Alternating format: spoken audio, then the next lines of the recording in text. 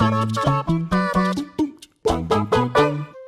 can be both frustrating and sad to watch a game franchise in dire straits, especially if it's something that you've spent most of your life following.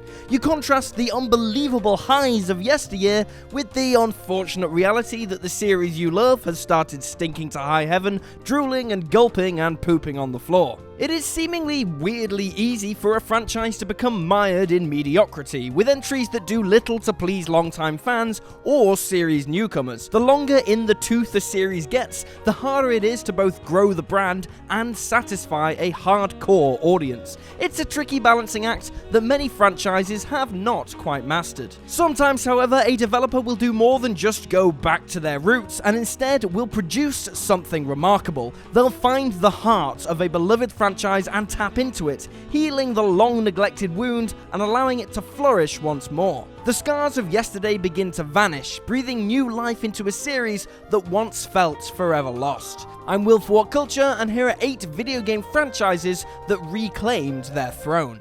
8.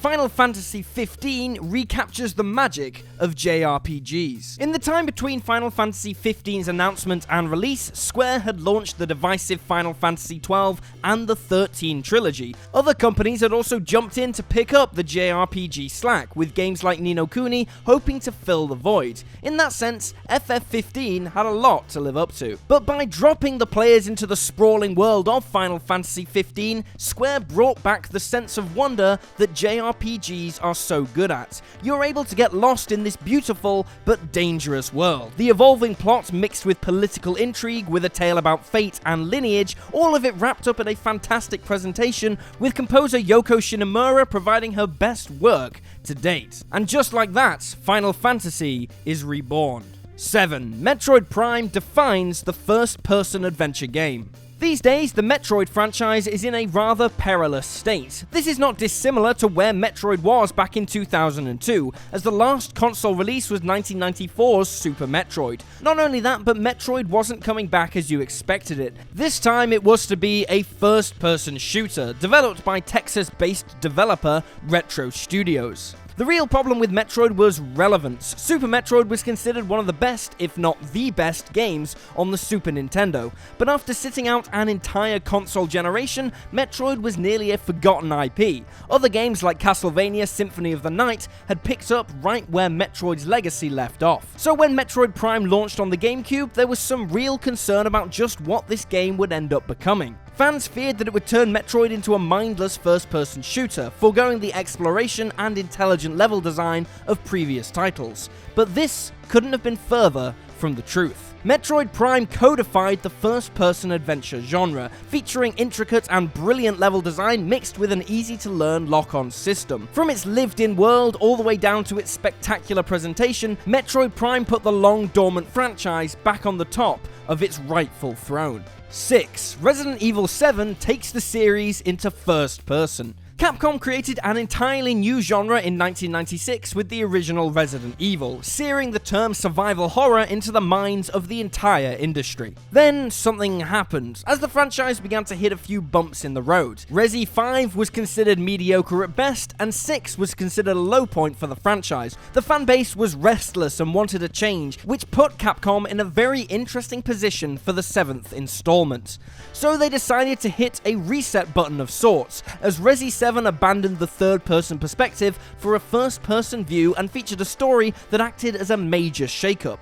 Weaving in tiny bits of RE lore with brand new characters, Resident Evil 7 felt like a proper soft reboot for a series that desperately needed one. It felt like a fantastic combination of old school and new school, as players explored the ins and outs of the terrifying Baker Farm. It was also the first game that used Capcom's remarkable RE engine, which powered this beloved horror franchise back atop the survival horror kingdom.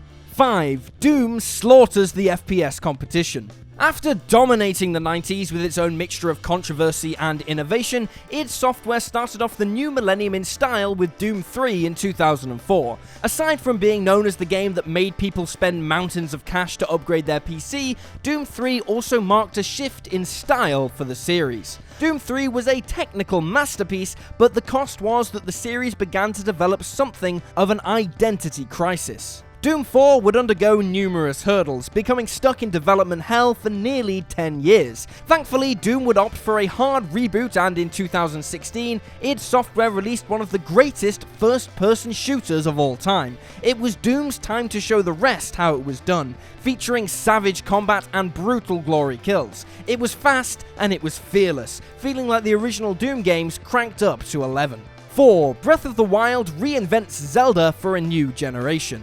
As a franchise, Zelda was suffering from a lack of innovation before 2017. Skyward Sword's motion controls were admirable but flawed, while the core of the title was still rooted in the past. But the winds of change were apparent when Nintendo revealed Breath of the Wild at E3 2014.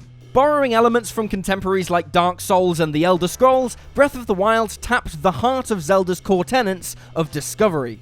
Expanding on what made the original game so special, Breath of the Wild dropped you into a hostile land of beasts and tasked you with uncovering its myriad of secrets. The freeform, open-ended nature of combat and creativity, along with Nintendo's trademark polish, skyrocketed Breath of the Wild into one of the most highly rated video games of all time. It changed Zelda forever, all while planting the franchise firmly back on top of the 3D adventure game genre where it belongs. 3. Super Mario Odyssey embraces Nintendo's past.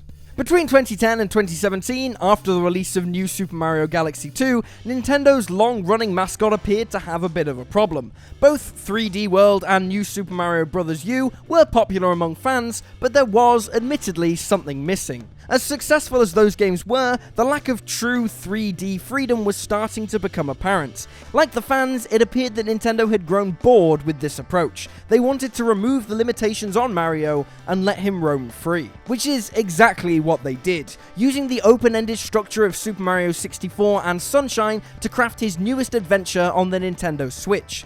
Dubbed Super Mario Odyssey, Nintendo took the sandbox style of both 64 and Sunshine and merged them together. What followed was a delightful experience. Odyssey's supremely detailed 3D worlds were an absolute joy to explore. Nintendo showed us in the world of 3D platformers, Mario was still the king.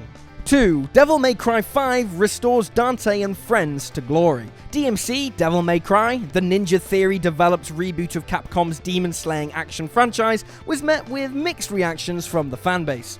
Some fans derided the new Dante for being too different, while others enjoyed the new, provocative take on the series. Even Capcom expressed their admiration for the game, but sales numbers for the reboot were below expectations. DMC's place in the character action genre was beginning to shrink, as more and more developers had tried their hand at it. Fans began to worry that the reboot's unimpressive sale numbers had killed the franchise, but Capcom had other ideas. They finally unveiled Devil May Cry 5 at E3 2018.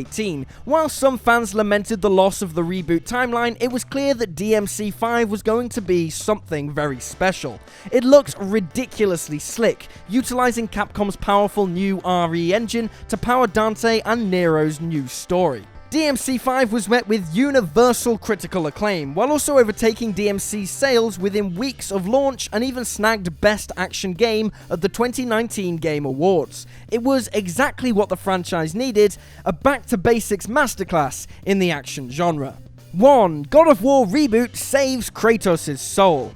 Before 2018's insanely awesome God of War reboot, best game ever, no joke, I literally mean that, best game ever, the series' last main entry was 2013's Ascension. On its own, Ascension isn't a terrible game, with furious, fast-paced combat and clever puzzles to solve.